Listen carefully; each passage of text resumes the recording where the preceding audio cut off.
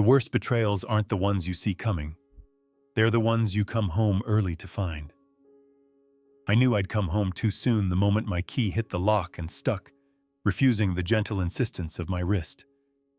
The resistance was subtle, a hair's breadth of misalignment, the cylinder's pins refusing to rise for their owner. I tried again, firmer this time, as if the mechanism might yield to force of habit or the muscle memory of 36 years. Instead, the key jammed flush, denying me entry with a smug, metallic click. Consider subscribing so stories like this don't stay unseen. It was mid-morning, the June sun already pulling moisture from the cracks in the porch I'd rebuilt after Linda's first fall. The air thrummed with the distant churn of lawnmowers and the shrieks of children riding bikes between parked cars. The familiar tableau of the street, one I'd watched over from this exact threshold for decades, offered no hints of conspiracy, no outward signs of the fault line running beneath my feet. I adjusted my grip on the cane and pressed my forehead against the door's beveled glass. My breath left a smudge over the etched numerals. Inside, dust motes hovered in the angled light, undisturbed. Beyond the narrow entry, the living room gaped in its usual order. Cherrywood hutch, the indigo reading chair with its sagging lumbar pillow, Linda's chair. My gaze snagged on a flutter of blue, an unfamiliar contrast against the upholstery. I squinted, angling for a better view. The tag, stapled crudely to the armrest, read, "Moving sale $75" in block Sharpie. I blinked, willing the vision to resolve into something rational. A misplaced birthday card, a trick of the glare. But the universe refused to cooperate. Another tag dangled from the clock's pendulum. A third stuck to the family photo over the hutch. I staggered back, unsteady on legs still learning the limits of reattached tendons. The cane thudded dully against the steps as I collapsed onto the porch swing, the one piece of furniture not tagged for disposal. Its chains groaned in protest, but the wood held. I sat there, heartbeat clawing at my windpipe, and tried to apply logic. It was possible, just barely, that Natalie had gotten ahead of herself, prepping the house for my return by staging a deep clean. The sale tags were less explicable, but perhaps the sign of a neighborly favor gone awry. I conjured an image of Sandra Palmer, 2 doors down, bustling in with her clipboard and her church group smile, eager to help clear the detritus of Linda's hoarding years. It would not have been the first time she'd overstepped. She had opinions about the state of my gutters and the lack of flag on the 4th. But the tags were not Sandra's style.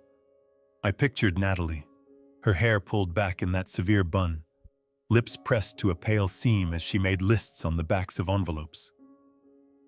My daughter, the executor of my diminishing legacy. A bird called from the serviceberry tree I'd planted the year of Natalie's birth, its song shrill and insistent, as if demanding explanation. I fished my phone from the pocket of my sweatpants. The last message from Natalie glowed at the top of the screen. "We'll check on you this weekend. Don't rush." No mention of yard sales or of plans to liquidate the contents of my home before I could so much as sleep in my own bed. My fingers hovered over the dial, but the thought of her voice, calm, measured, unwavering, filled me with a dread I hadn't felt since the surgeon's pre-op consult. Instead, I typed a text. "Why is everything tagged for sale?" The question looked childish in pixels, a tantrum from a man afraid of being left behind. I deleted it, started again. Key isn't working. Something wrong with the lock? It was then that I noticed the box on the doormat, wedged against the jamb. Amazon Prime tape, Natalie's name as sender, my own as recipient. I tore it open, using the tip of the cane to lever the cardboard.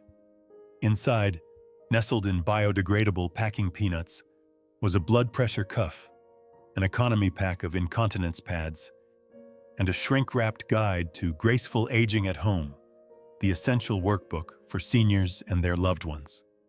I laughed. though the sound that came out was closer to a cough. This was not a care package. This was inventory, prepped and staged for a handoff to the next stage of my containment. I thumbed through the book, searching for the section on coping with unilateral decisions. There was none. I turned the phone in my hands, the device suddenly heavier. My thumb found the dial icon. Natalie answered on the second ring, her voice bright and brittle, as though she'd been expecting the call. "Hi, Dad. Is everything okay?" "No," I said, surprised by the steadiness of my own voice. "I can't get into the house. The key isn't working, and there are sale tags on the furniture." A pause filled by the faint clatter of a keyboard in the background. "You weren't supposed to be home until Friday." We changed the locks for your safety. There was an incident last week with one of the neighbors and Natalie." I cut her off, sharp. "Why is Linda's chair for sale?" She sighed, and the noise made something inside me buckle. "Dad, we talked about this. The house is too big for you now. Mark found a good buyer, someone who'll keep up the garden even.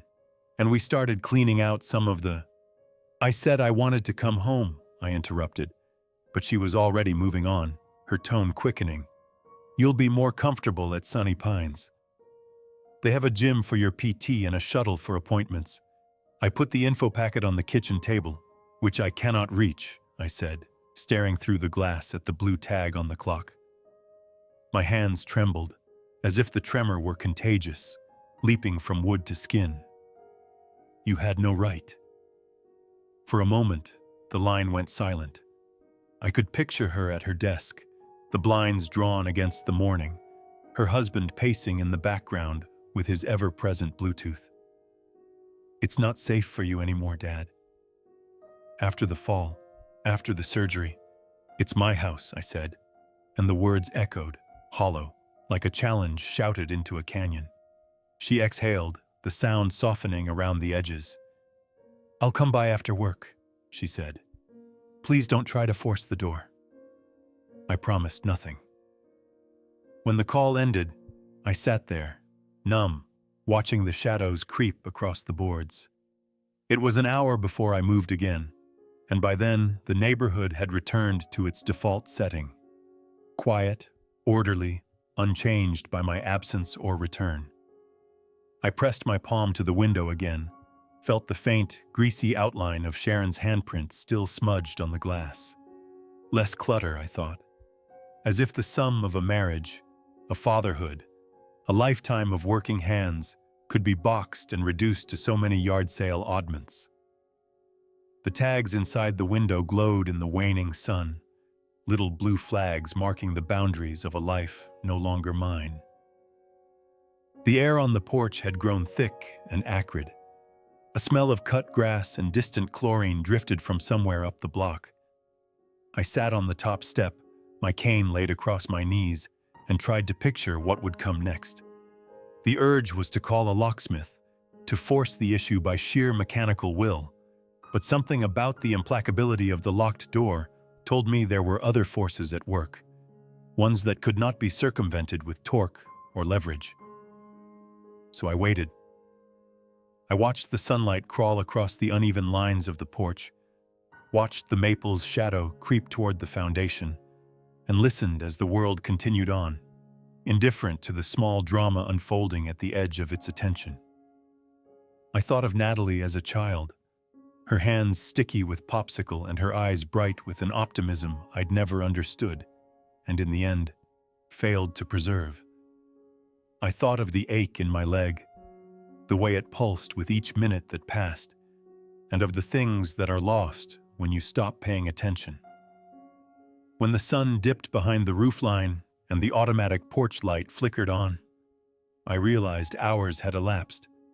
The cane felt heavier now, or perhaps I was just tired of pretending it was a temporary accessory. I rose, stiff and sore, and made one last circuit of the house, peering through the windows at what remained. I dialed Natalie again, and this time she didn't answer. I left a message, my voice flat and unfamiliar. I'm still outside. Call me. I leaned against the door and tried to reconstruct, with whatever dignity I could muster, the events that had led me here. The porch, the house, the neighborhood, they were all the same, and yet nothing belonged to me anymore. Not even the key.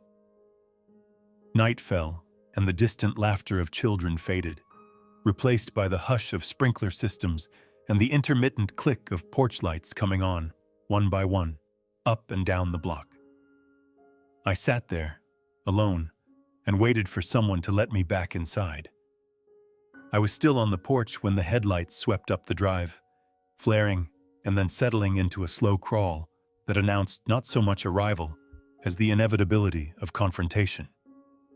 The black SUV idled at the curb for a few seconds, engine running, then eased into the space beside my faded Tacoma.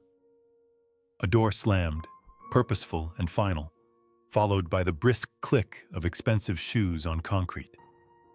Natalie led, shoulders squared in a way that I recognized from her adolescence, a posture she reserved for hospital budget meetings and, apparently, familial coups. Mark followed, phone in hand, face composed in the passive half-smile of someone who's already imagined every possible objection and dismissed them all as irrelevant. They stopped at the foot of the porch steps, a united front, assessing me as if I were a procedural obstacle rather than a father. I did not stand to greet them. I stayed in my seat, cane angled across my lap, forcing them to look down into my face rather than the other way around. "Dad," Natalie said, tone crisp as printer paper, "you're not supposed to be here yet." We were going to call. Mark hovered just behind her, arms folded, making a show of consulting his phone. "The discharge paperwork said Friday," he added, not quite meeting my eyes. "We were still getting things ready." "Ready for what?" I asked. The words came out dry, slivered at the edges. Natalie sighed. "Look, this isn't easy, but you're barely out of surgery. The physical therapist told us you weren't safe alone. You know that." "I managed the ride from the hospital just fine," I said, "and I would have managed the front door if I'd been given the chance." She ignored that. "We've been talking with the staff at Sunny Pines, and they have a room for you." "It's temporary, Dad, just until you're more mobile." Meanwhile, we're arranging the estate sale and the listing. Mark's taken care of the realtors and the utilities. The word temporary echoed in my head with the same flavor as a death sentence. "Sunny Pines is a nursing home," I said. "It's an assisted living facility," Mark corrected, voice oiled with salesmanship. "They've got a wellness center, chef-prepared meals, weekly trips. Lots of retired engineers like you. The amenities—" "I know what the amenities are," I snapped, sharper than intended. My incision ached, a hot spike radiating down the side of my thigh. Natalie pressed on, unblinking. "We are about to sell this house to a real estate company. Therefore, you can't use it. If you had come tomorrow, there would have been no such problem. We would have taken you directly to the assisted living facility." Mark checked his watch, then looked up with a rehearsed smile. "There's a van from Sunny Pines that can pick you up in the morning. They'll help with the packing." I took a breath, tried to speak, and found my voice caught in the stricture of my own throat. The sense of betrayal, raw and arterial, threatened to short-circuit my resolve.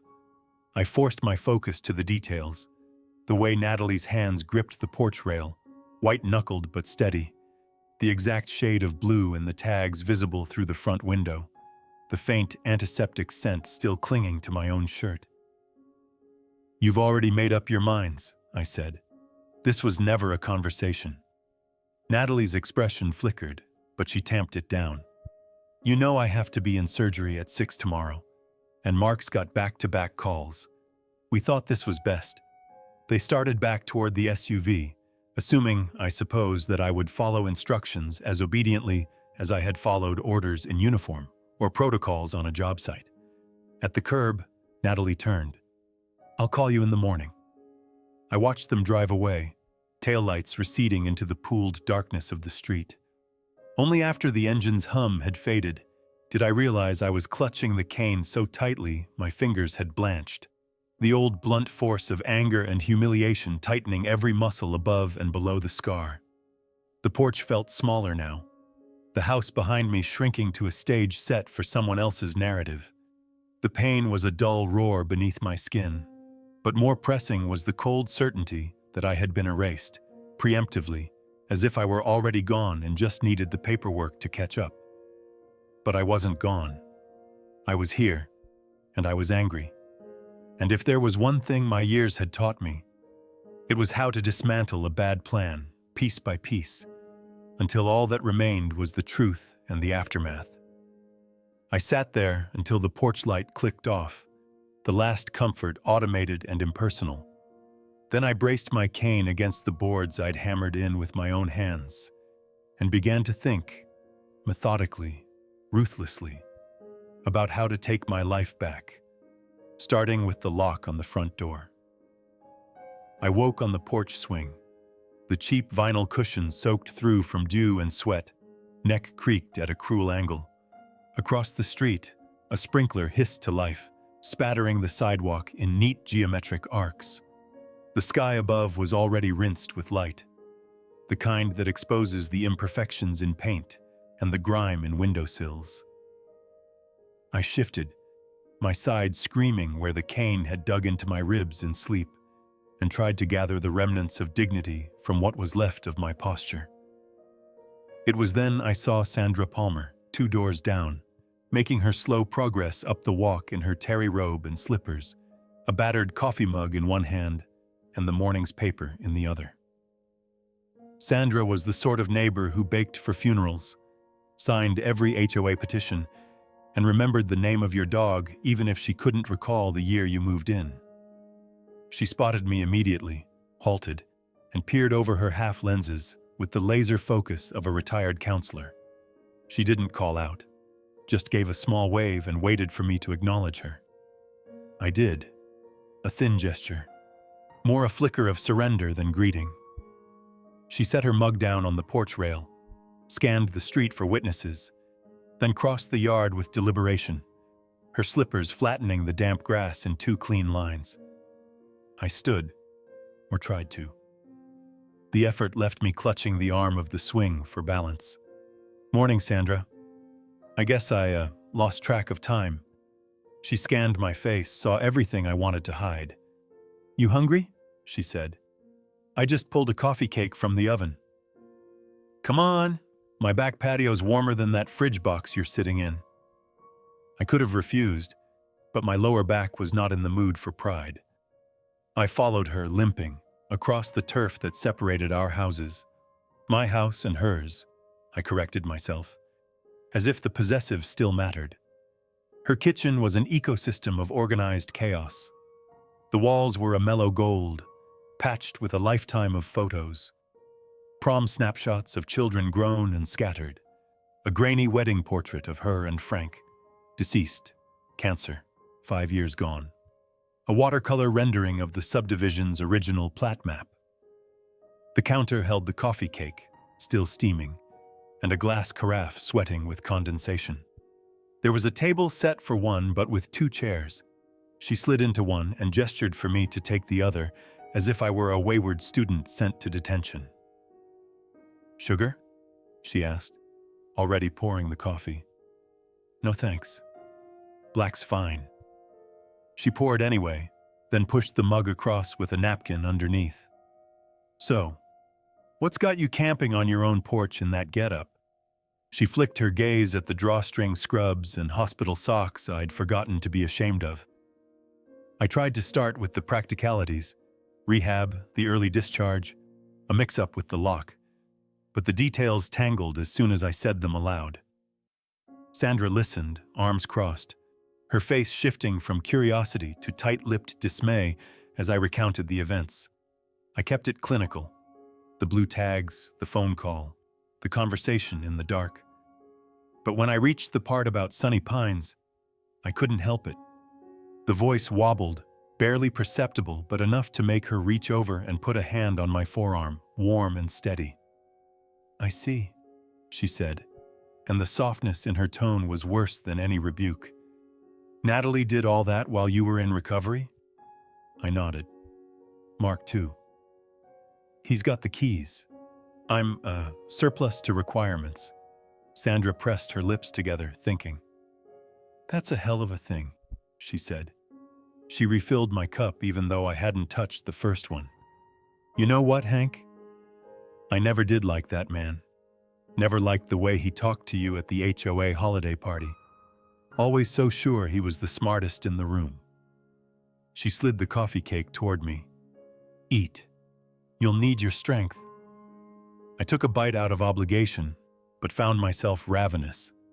I could have cried from gratitude. Instead, I said, "I don't know what to do next. I've got nowhere to go." Sandra scoffed. "Nonsense. You've got the whole neighborhood, and at least half of us owe you for fixing our sump pumps or shoveling our walks."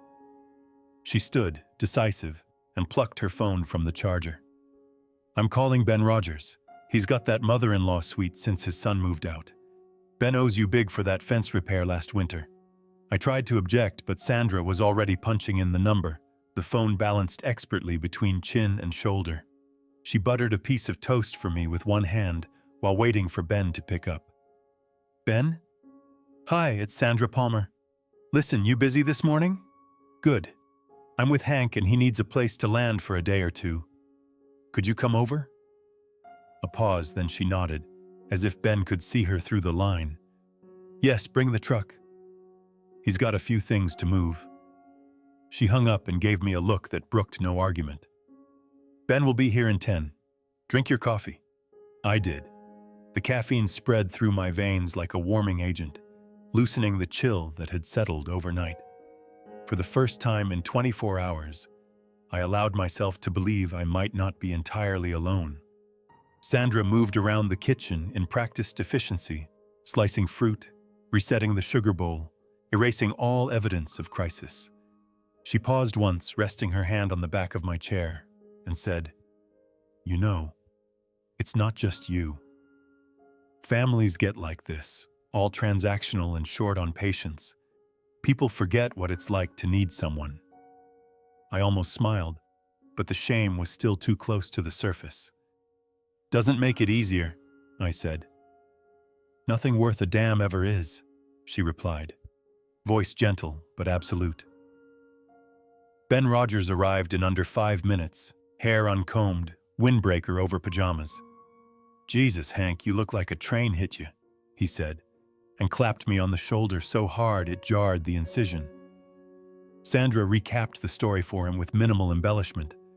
Ben listened, eyes narrowing, and when she finished, he said, "Unbelievable.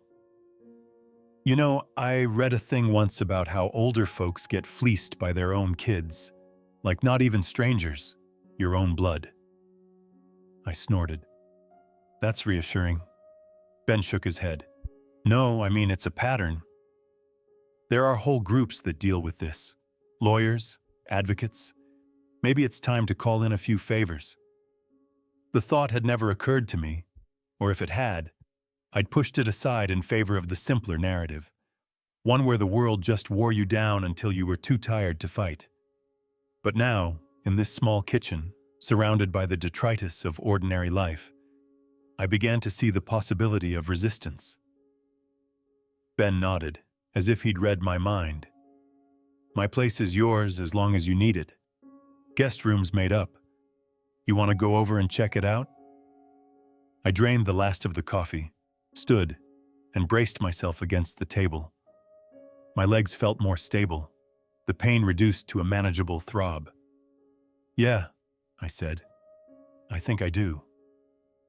Ben's home office was the sort of place that made sense to me in a way nothing else had for months. Ben had booted up the desktop for me, then left under the pretense of calling his son, which I understood as an act of kindness. He knew a man needed solitude to muster the kind of resolve this job required. I set to work, fingers hesitant at first on the keyboard. then gaining certainty as muscle memory kicked in. It was just another project. Identify the failure points, isolate the root cause, assemble the documentation. Nothing personal, except of course it was. But that didn't mean it couldn't be solved. First, the email. I opened the spam folder and scrolled backwards, tracing the digital breadcrumbs that had led me here. The first clue was a USPS change of address confirmation. Thank you for forwarding your mail, Mr. Dalton. I hadn't requested it, but there it was. The new address set to a P.O. box in a neighboring zip code. I screenshotted the message, named the file, and saved it in a folder labeled Evidence. Next, the utilities. I logged into the gas and electric accounts, expecting to find the usual midsummer estimates. Instead, both had requests for final billing dated 2 days after my surgery. Same with the water. It was as if my life had been mapped out on a project timeline, every loose end scheduled for termination with ruthless efficiency. I downloaded the PDFs and dropped them into the folder. It was almost soothing, the slow accretion of facts. My hands, which had trembled on the porch, were steady now. Each new piece of data was another brick in the barricade I would build between myself and oblivion. Ben poked his head in every half hour, usually bearing snacks or refilled coffee. He never hovered or asked for updates, just left the offerings on the edge of the desk, then retreated with a thumbs up or a single nod. I appreciated the lack of commentary. It allowed me to sustain the illusion that this was just another long Saturday spent fixing someone else's mess. By noon, I'd moved on to the digital detritus of the online marketplace. Mark had not been subtle. The listings were everywhere, cross-posted to every resale site within 50 miles. I found the grandfather clock, my wife's reading chair, even the side table that had been in my family since I was a boy. All posed against the same backdrop, each with the same blue, moving sale sticker visible, a sadistic brand of authenticity. I archived screenshots, added them to a subfolder, and then for good measure started a spreadsheet to index the evidence by date, time, and origin. It was only then that I remembered the HOA's community security system, the cameras at the neighborhood entrance, programmed to snap every license plate that entered or exited. I texted Sandra, who replied within seconds that she'd already asked the HOA president to export the logs for the past week. She was 2 moves ahead, as always. As the evidence accumulated, so did my confidence. The fog that had accompanied me home from the hospital, painkillers, grief, the exhaustion of being rendered irrelevant, began to lift. I saw the outline of a strategy, the contours of a defense. They'd underestimated me. They'd forgotten I was still an engineer, still a man who kept records, who never forgot a deadline or a promise. In the early afternoon, Ben reappeared with a ham sandwich and a fresh legal pad. "If you need to print anything," he said, "just use the office printer. Password is Benjamin, easy to remember." He lingered in the doorway, uncertain whether to speak, then said, "You want me to go by your place, grab any hardware you need?" I shook my head. "No point. They've got it locked down. But thank you." He nodded. "You're doing good work, Hank. Don't let them get to you." I mustered a smile. "That's the plan." He left and I returned to the screen. The afternoon sun poured through the window, bleaching the blueprints on the wall to pale ghosts.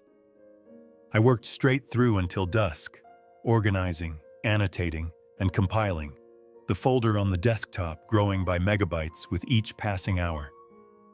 By sundown, I'd built a digital arsenal, a PDF of the fraudulent USPS change, a timeline of the utilities shutoff, a catalog of my stolen possessions.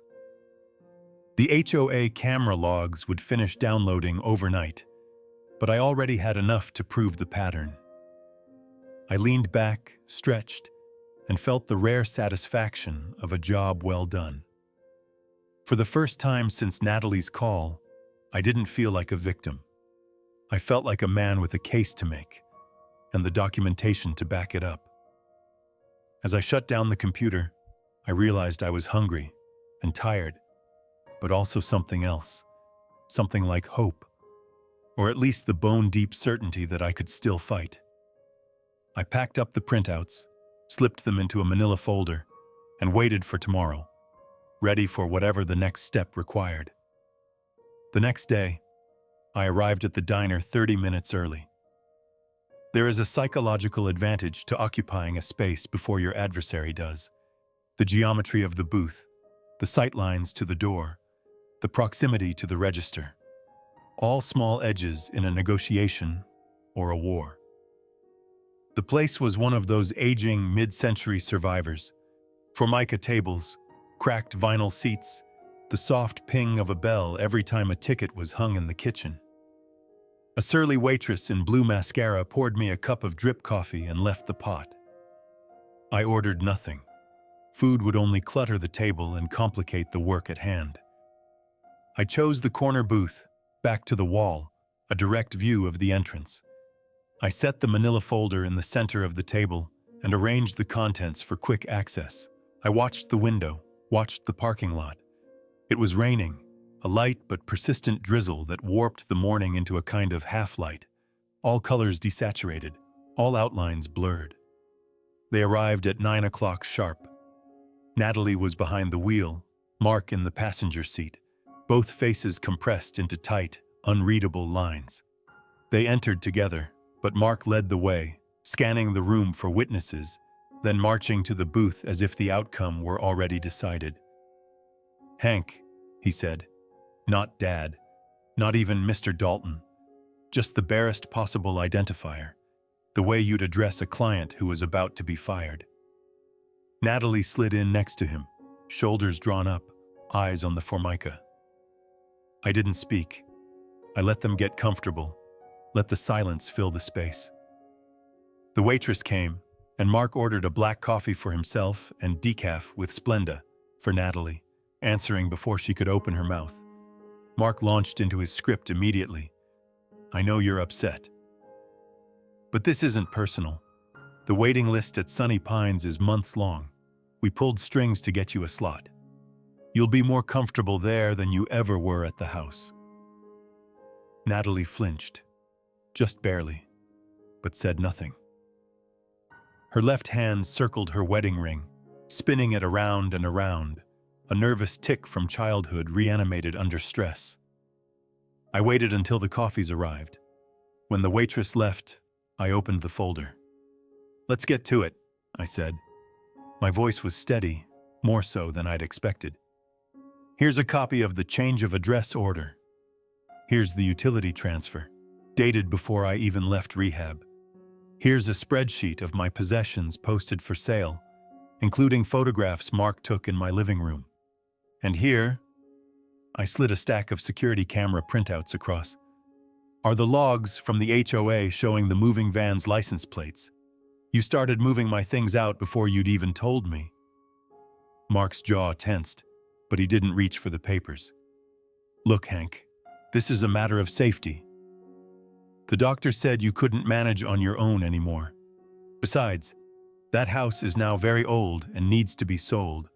We need the money that will come. You gave your daughter power of attorney for this, remember?" "I remember," I said. "I also remember the clause in the power of attorney paperwork that says you're required to notify me before executing any major decisions about my property." "You didn't." He tried to laugh it off. "That's a technicality. We're just trying to do what's best. Natalie." He looked at her, but she kept her gaze fixed on her hands. I slid another sheet across the table. "Did you think I wouldn't notice the bank transfer? The attempt to liquidate the mutual funds before the required waiting period?" Natalie paled. "I told him not to," she whispered. Mark's voice grew sharper, a clipped bark designed to reassert control. "You're not thinking clearly, Hank. This is why we had to step in. You're fixated on the house, the stuff, but your health is the priority now. We made arrangements, lined everything up so you wouldn't have to. You made arrangements to erase me, I said. Efficient. Clinical. Like a hostile takeover. The din of the diner faded for a moment, background noise dissolving as the real argument unfolded in micro-expressions, in the tremor of Natalie's hands, in the tightening of Mark's lips. Mark shook his head, glanced around to see if anyone was listening. We're not fighting you. We're helping. If you want to lawyer up, fine. But you won't like how it ends. The court will side with us. I smiled then, the kind of smile that is all teeth. Let's find out. Natalie looked up at last, her eyes bright with something between fear and guilt. Daddy, she said, and for a second, the word was the same one I'd heard when she was 4, pleading to be lifted into the back seat. We just wanted to make things easier. For everyone. I almost softened, almost lost the thread. But then I remembered the blue tags, the ache in my side, the way it felt to sit on my own porch swing as a trespasser. I gathered the folder, stood, and said, I'll see you in court. Mark stood too, hands on the table, knuckles white. You're making a mistake, he said. You're going to end up alone. Natalie touched his sleeve, a small, trembling gesture. Let's go, Mark. They left together, Mark striding ahead, Natalie trailing, her hand briefly resting on the formica before she followed. I watched them go, feeling the wound of it, but also the strange relief that comes when you've said the thing that needed to be said. I sat for a long time, watching the rain streak the glass, the hiss of tires on wet asphalt, the slow return of ordinary conversation around me. When the waitress came by, I paid for all 3 coffees and left a tip. Outside, the clouds had started to thin, and a faint edge of sunlight cut through the gray. I walked to the car, folder under my arm, and felt, if not victorious, at least alive and whole, in a way that hadn't seemed possible the day before. From there, I went to my friend, who was a successful lawyer in legal matters. James Thornton's home office was what you'd get if you put a law library and a country club in a particle collider. The walls were lined with oak shelves, everyone groaning under the weight of case reporters, law reviews, and hefty binders marked with cryptic abbreviations. A battered set of golf clubs stood in the corner, next to a miniature putting green, the kind with a sloped plastic cup and a battery-powered ball return. Framed family photos crowded the window ledge. James and his wife in Maui, James with grandkids on a carousel, James in a younger, leaner incarnation on the steps of the county courthouse. He met me at the door in khakis and a threadbare Harvard Law sweatshirt. Come in, he said, waving me toward a brown leather armchair that looked like it had survived at least one probate war. I laid the folder on the desk. He opened it, scanning the first few sheets with the brisk efficiency of a man who had once billed in 6-minute increments. Damn, he said, not looking up. They did a number on you. Clean and professional, I replied, just like Mark always wanted. He grunted, then read through the evidence, stacking the pages in neat piles. Identity fraud, real estate shenanigans, suspicious financial maneuvers. It's textbook, in a darkly impressive way. You'd be surprised how often this happens. Ben told me, I said, but it's something else to see it in print. James reached for his own notepad.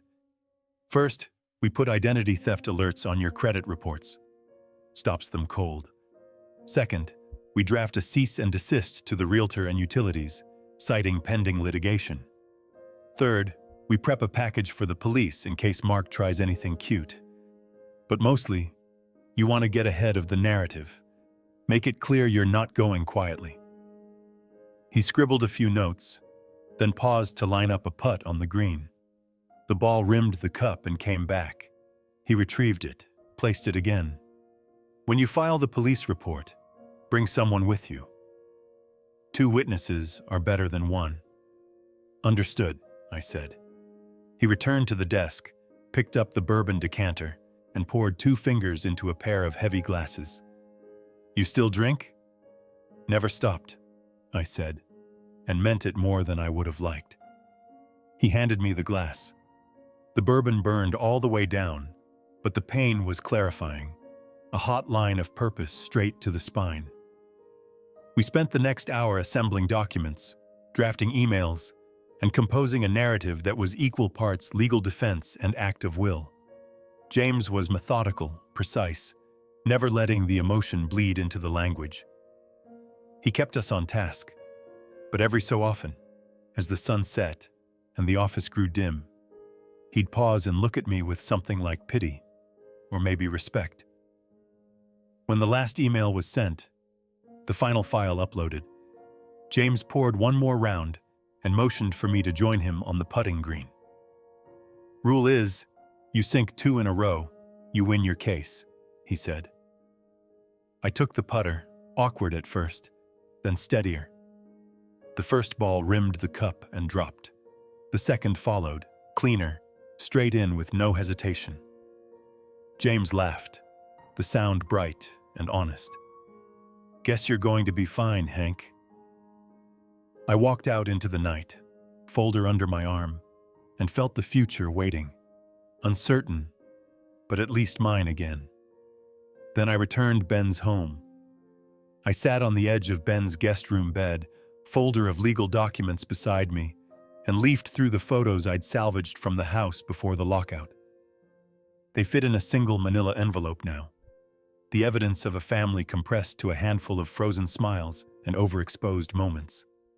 Here was Natalie at 5, hair in plastic barrettes, gap-toothed and triumphant, in a yard raked clean for the first time.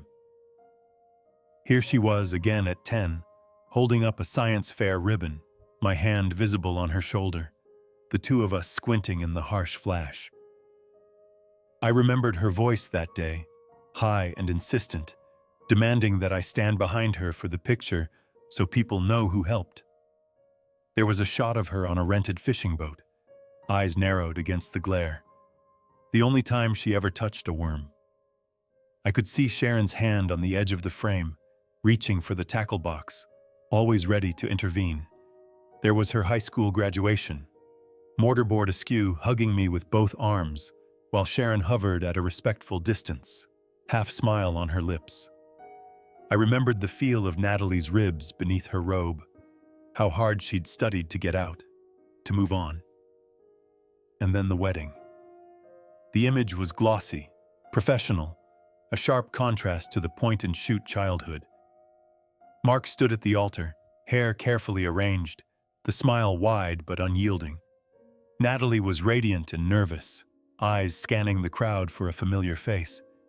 I remembered walking her down the aisle, the weight of her hand in the crook of my arm, the sense that something immense and irreversible was happening, and I could not stop it.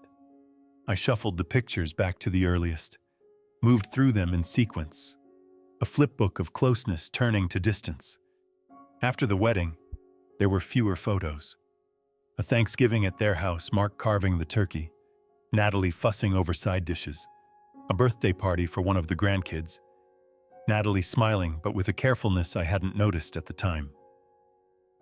Our calls got shorter, the visits less frequent, more formal. It was no one thing, no single betrayal, just the slow sediment of time and the pressure to be practical about everything. I laid the photos out in a line across the comforter.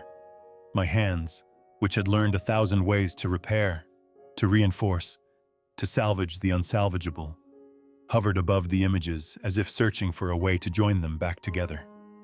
There wasn't one. I thought about what James had said, that sometimes these crises shake the truth loose, make people see what they've become. Maybe that was true.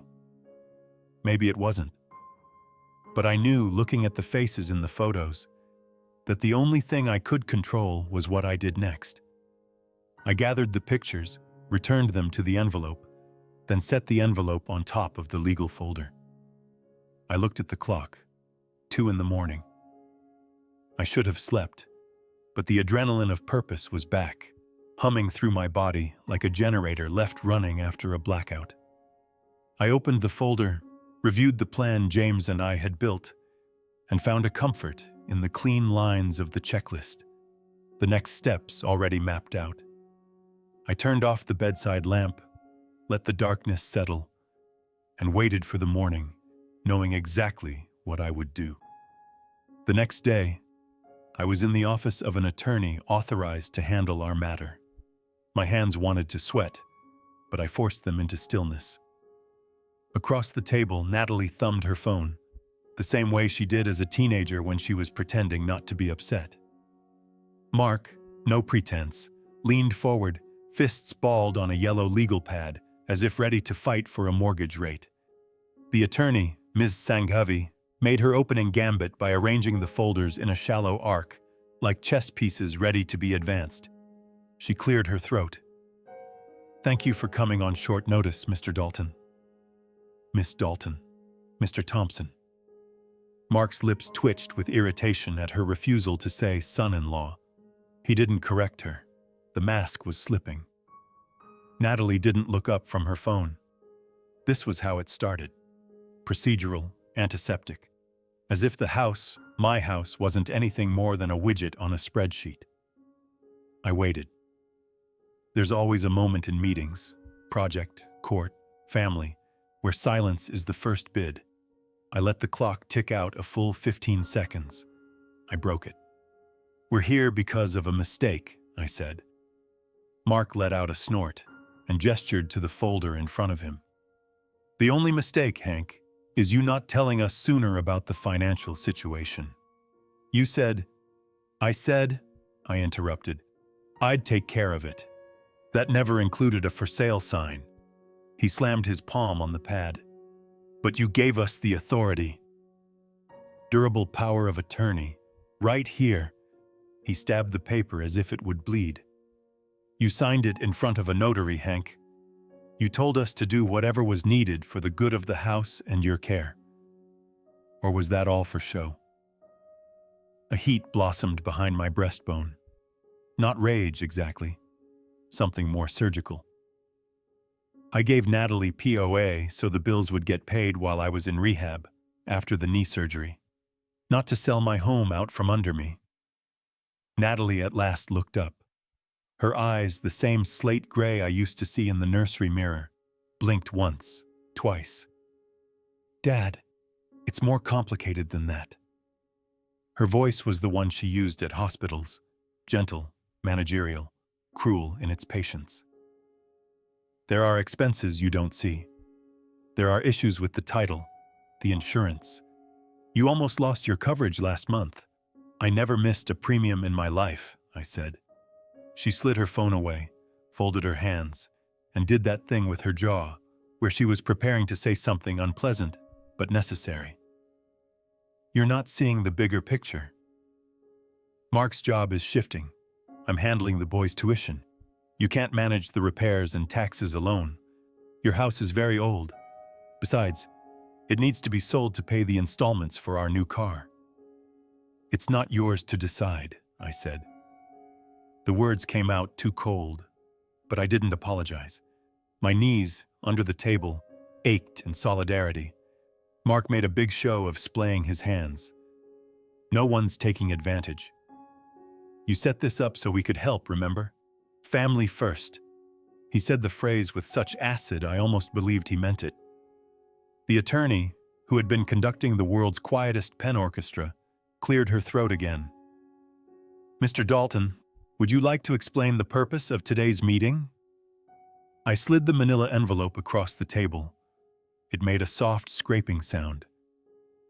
The first page, my physician's capacity letter, confirming no diagnosis of incapacity, no diminished judgment. Second, revocation of durable power of attorney notarized.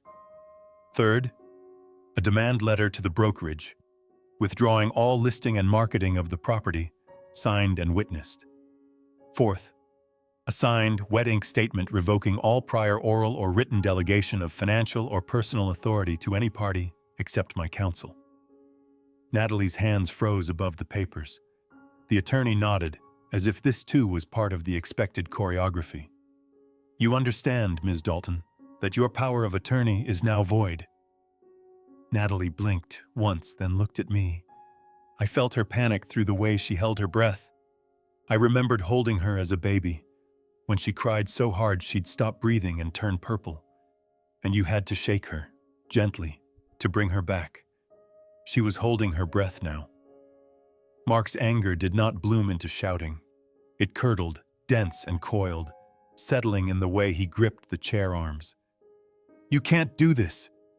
You can't just, what, abandon your own daughter? Over what, pride?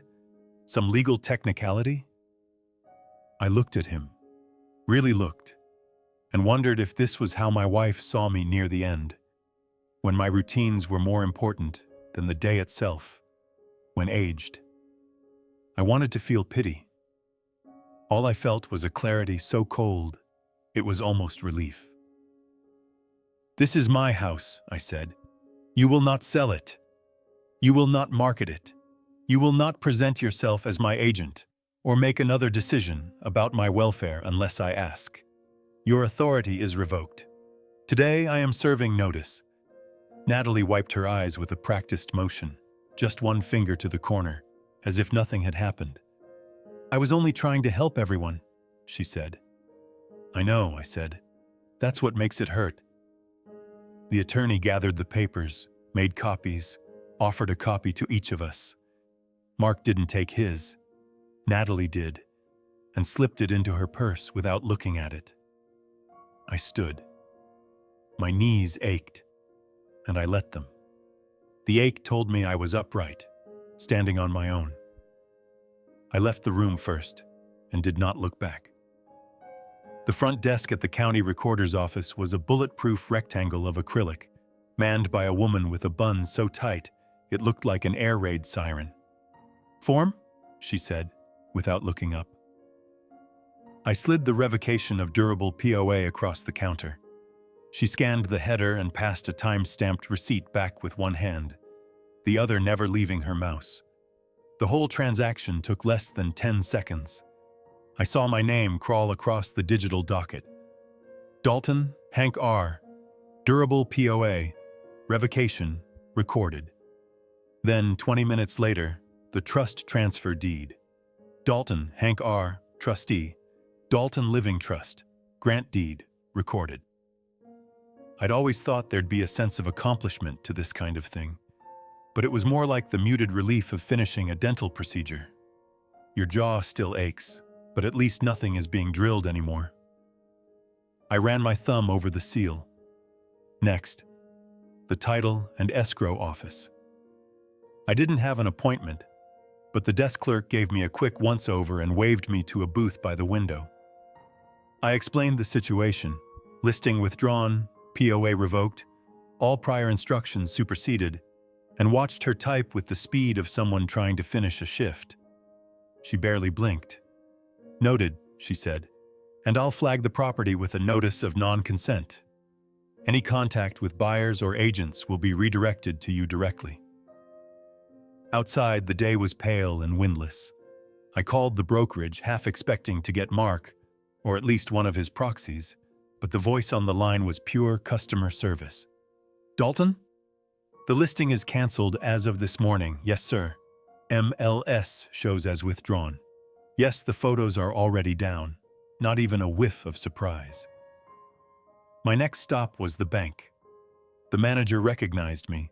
He had that way of saying your name with an up note, like a waiter who'd memorized your steak preference. Mr. Dalton, what can we do for you today? I handed him the folder. I need to remove all authorized users except myself. Also, I'd like fraud alerts set and all future account changes to require in-person verification. He took the papers, nodded, but gave me a searching look. You're sure you want to do this? Sometimes, with medical events, folks change their mind.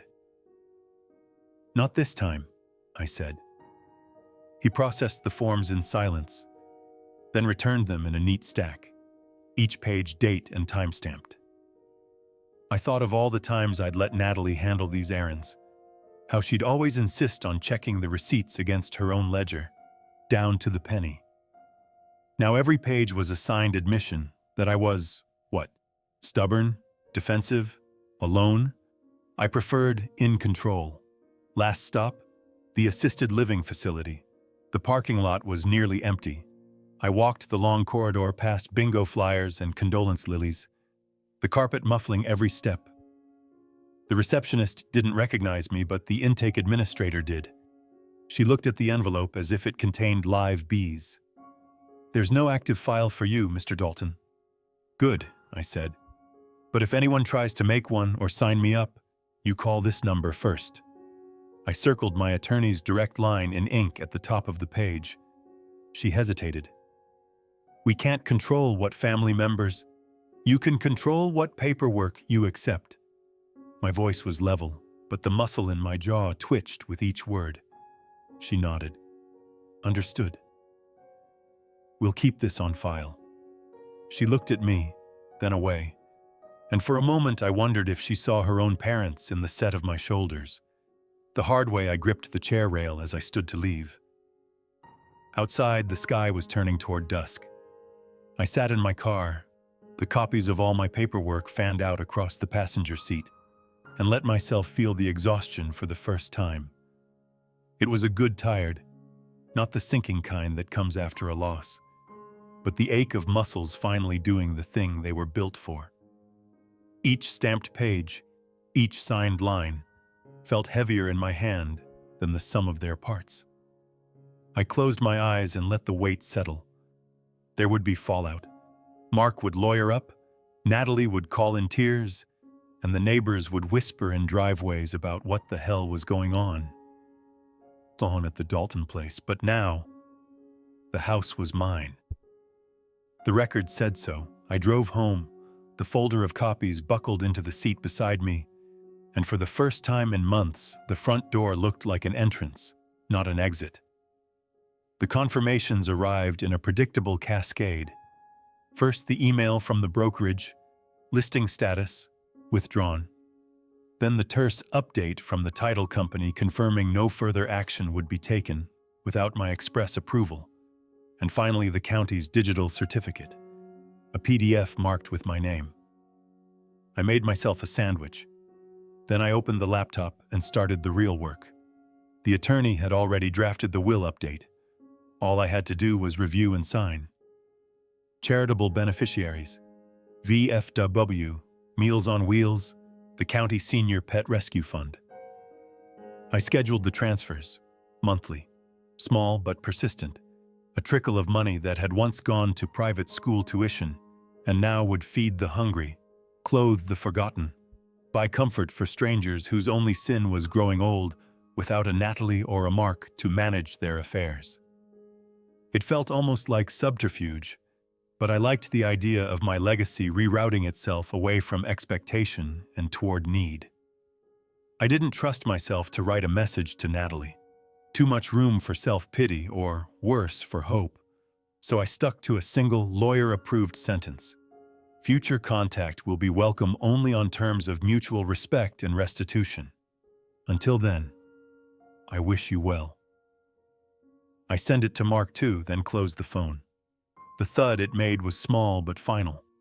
Outside, the sun was setting behind the neighbor's roof, painting the street in that soft orange you only notice when you have nowhere to be.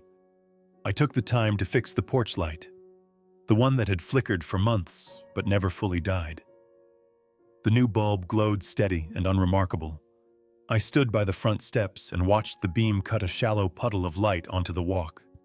The same walk where I'd taught Natalie to ride her bike, where the trick-or-treaters used to line up, where, last winter, I'd slipped on the ice and come up laughing. A month passed. The sun wore itself thinner each evening, gold giving way to a cindered blue, the air already shifting with autumn's threat. I found myself in my own backyard, tongs in one hand, beer in the other. The mosquitoes were fewer, replaced by the drone of neighbor voices, Laughter spliced with the slap of cards against plastic tables. The smell of charcoal clung to everyone, even the children running wide loops around the porch. Sandra Palmer brought her infamous egg salad, unasked for, unstoppable. I owed them more than I could say, and less than they believed. The best I could do was play host. Just as the light slouched its way behind the garage, I saw Natalie, standing at the edge of the driveway. She wore jeans and a windbreaker, her hair tied back so tight I could see the shine of her forehead even from 20 feet away. She didn't come straight to me. Instead, she stood at the grill's edge, careful to leave a space of 3 paving stones between us. I saw now that she held a lemon cake, still faintly sweating through the saran wrap, its glaze runny at the corners. She cradled it with both hands, knuckles going white. The cake was homemade, but the recipe was her mother's. Natalie stared at the grill. She blinked hard, once, then set the cake down on the patio table with a kind of reverence, as though presenting evidence. Her arms folded across her chest, then dropped. I realized she hadn't planned this part. A flicker of something, shame, hope, ran across her face. Her lips parted, then closed. Around us, neighbors called to each other, children screamed, a bottle crashed in a recycling bin. But the space between Natalie and me was perfectly silent, taut as piano wire. She tried again. "Dad," she said, the word as unfamiliar as a foreign noun. "Is your door still open to me?" The air caught in my chest. I'd practiced a dozen responses, some biting, some philosophical, all of them elaborate. In the moment, only the simplest answer would do. I remembered how it felt to be flattened by other people's favors, to have the world interpreted for you, your own intentions redacted, reframed, and returned as something unrecognizable. The legal work, the documentation, the notary's cold stamp had given me back my narrative, or at least the power to put my name at the bottom of it. "Yes," I said. I didn't add conditions or wit or the lessons I'd assembled from months of being managed and maneuvered. "Come eat." My voice sounded clean, unpracticed, a freshly sanded surface. Natalie's shoulders dropped half an inch. She glanced at the cake, then at me. Her eyes glistened, not with tears, but with the shine of restraint. I reached for a fork, handed it to her, then made room at the patio table where Sandra Palmer was already slicing up the lemon loaf and arranging it alongside a mound of potato chips. We didn't talk at first. I let the noise of the party fill in the gaps. I poured her a lemonade and we sat, side by side, each chewing our thoughts at our own speed. Only once did she look at me fully, her eyes searching for signs of defeat or resentment. I offered neither. My anger had burned itself down to a core of something sturdier, something less interested in being right and more invested in being present. When she finished the first slice, she reached for a second. "It's better than I remember," she said, voice low. "Your mother's," I replied, nodding. "You got the patience for it, not me." A laugh, tiny, startled, escaped her. "Maybe. I'm working on it." We lingered until dusk. The neighbors thinned out. Paper plates collapsed into trash bags, the last of the lemonade sweating on the table. Natalie stood, tucked the stray hairs behind her ear, and said, "We'll fix this. The right way." She glanced up, waiting for a sign that I would protest or refuse or re-enter the old script of disappointment. I said, "I know." The words felt different than before. Less like a concession, more like a handshake. She left then, not in a hurry, but with the calm of someone walking a straight line instead of circling the block. I watched her disappear down the drive, the empty cake carrier swinging at her side. By the time I came back inside, the house felt the same as it had an hour before. Empty, clean, quiet. But when I set the leftover cake on the counter, I felt the gravity of the place tilt, just a fraction, towards something steadier and brighter than victory. The start of something earned, not inherited. I stood at the sink, rinsing forks, and let the feeling settle in my chest. If any of this rings true, subscribe and leave one sentence, the boundary you'll set this week.